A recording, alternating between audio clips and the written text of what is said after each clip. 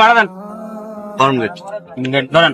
এই 10 টাকা কেন 5 টাকা দাও। ভাই তেলের দাম বাড়ার সাথে সাথে 5 টাকা বাড়াইছে। এই তেলের দাম কত বাড়ছে? তেলের দাম লিটারে 10 টাকা বাড়ছে। তোমার যদি তেলের দাম লিটারে 10 টাকা বাড়ে, আমার কাছ থেকে যদি তুমি 5 টাকা নাও, বাসে কত মানুষ আছে এখানে?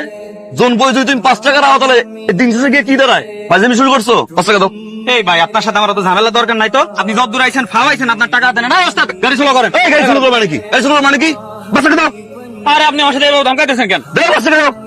আরে ভাই আপনি কি শুরু করছেন? 5টা টাকাই তো, 5 টাকা ভাড়া বাড়াইছেন দিবেন। 500 টাকাই তো না? আপনি করেন কি? ব্যবসা করি কেন? ব্যবসা করেন। মাসিক ইনকাম কত আপনার? মিনিমাম 60 থেকে 80,000 টাকা। এই 5 টাকা করে যদি প্রতিদিন নেয়, তাহলে বছরে গিয়ে দাঁড়ায় হচ্ছে 1825 টাকা। 1825 টাকা দিয়া আপনার কাছে 5 প্যাকেট সিগারেট হইতে পারে, বাট আমার কাছে 1825 টাকা দিয়ে আমার মায়ের সুখ, আমার বউয়ের সুখ, আমার ছোট ভাইয়ের পড়াশোনা, আমার কাছে সবকিছু। কারণ আমি নিম্ন মধ্যবিত্ত, আপনি মধ্যবিত্ত, আপনি বুঝবেন না। 5 টাকা দেন। দেন আমার। ওস্তাদ গাড়ি ব্রেক করে। আচ্ছা, আচ্ছা। নামেন।